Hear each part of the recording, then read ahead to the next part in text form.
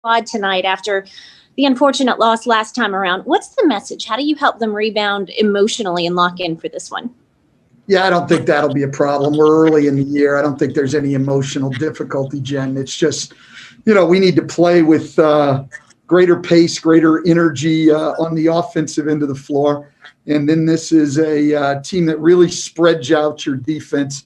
5 guys who can shoot the three, and they all attack off the dribble. So we'll be challenged at that end of the floor.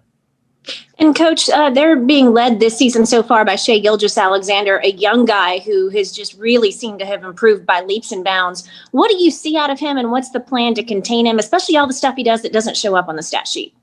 Well, look, we've got to first do a good job on the ball. A lot of that will fall to Lonzo Ball and Eric Bledsoe. They've got to do the best job they can containing him. Our pick and roll defense will have to be great, and we will have to get help on him, be in the gaps and show him a crowded floor. Thanks, Coach. Coach, Oklahoma City has a pretty revamped roster, yet Mark Daigneault has gotten them playing very, very hard, very competitive. They're 1-2, but they could very easily be 2-1 or 3-0. Why are they where they are right now as far as their competitiveness? Well, Mark's got them really well organized for early in the year. They're really running their offense very, very well, and they have a lot of skill on the floor. They're one of the NBA teams now, and there's several of them in this day and age that puts 5 guys on the floor at all times who can shoot the three. So they spread out your defense, and then they've got a lot of guys that can attack. It's a fun way to play offense for those guys with the floor spread out. And then defensively, like you said, they're just playing really, really hard.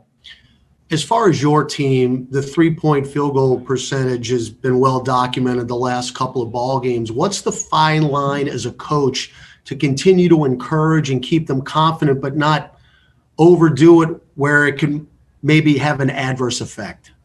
Hey, listen, to me, we're really early in the year. And so every team in this league is going to go through a 4-game stretch and shoot the ball basically like we have in this 4-game stretch.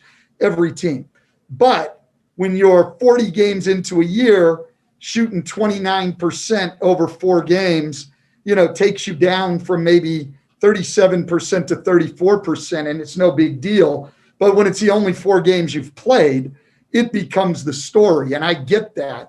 Look, I want our guys shooting every open 3. When the ball comes, I want them ready. I want them to shoot it. I think we have good shooters on this team. As I told them today, I don't think the problem is with our shooting.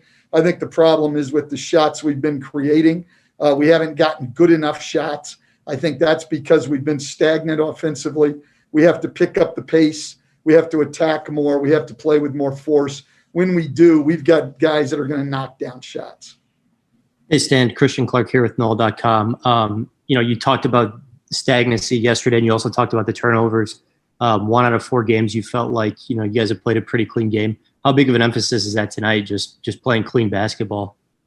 Well, Christian, it's a big emphasis every night. I think that, there's a saying, before you can win, you got to make sure you don't lose. And, when you're giving the ball away, 18 times a game, or if you're fouling, which we really haven't been, you're doing those 2 things, you're making it easy on your opponents and hurting yourself. So it's always a huge emphasis offensively.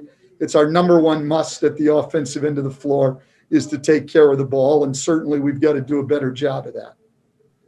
Hey, Stan, Doug Mouton at WWL-TV in New Orleans. Just sort of your methodology. After an effort like you had in Phoenix, do you get harder on them or do you get more encouraging on them? How do you sort of handle this as a new coach, young team, all of that? Yeah, every situation is different. So it's hard to say. There's not one reaction, where all the time, after a bad loss, you're hard on them or you're encouraging or whatever.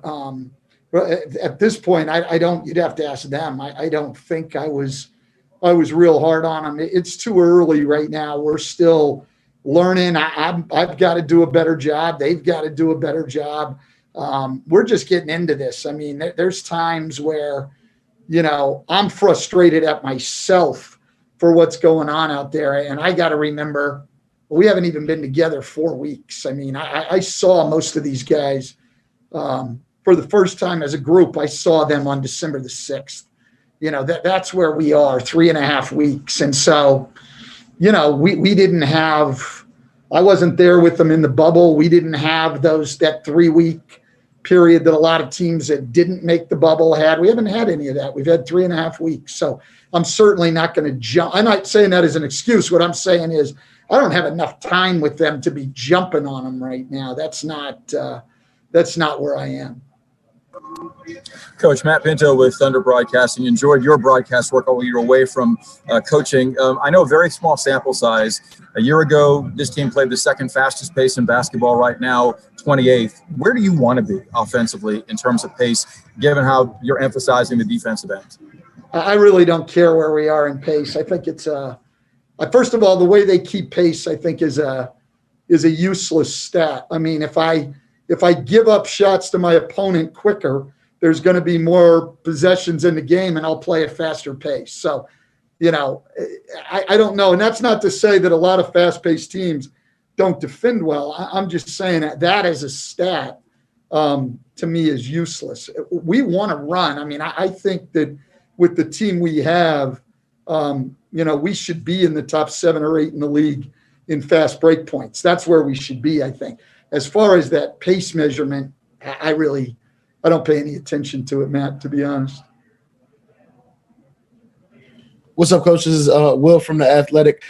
You mentioned earlier that shooting's going to go up and down during the course of the season. You can't really control that. But what do you want to see from Eric in particular to make sure his impact is felt a little more during these games beyond just, his shooting numbers improving? Yeah, listen, again, I'm not worried about his shooting. Eric's a veteran guy. He's going to make shots. I mean, we want to get him on the attack a little bit more. It's been hard, to be quite honest. I mean, we're sort of building an offense around Brandon and Zion. We run a lot of stuff for JJ. Lonzo's got the ball in his hands, and I'll be honest, I don't think we've done a lot to help Eric right now. He's just a lot of times sort of out there as a fifth wheel, and we've got to create some situations that he's more comfortable in and gets a chance to attack. All right. Thank you very much, Coach. All right.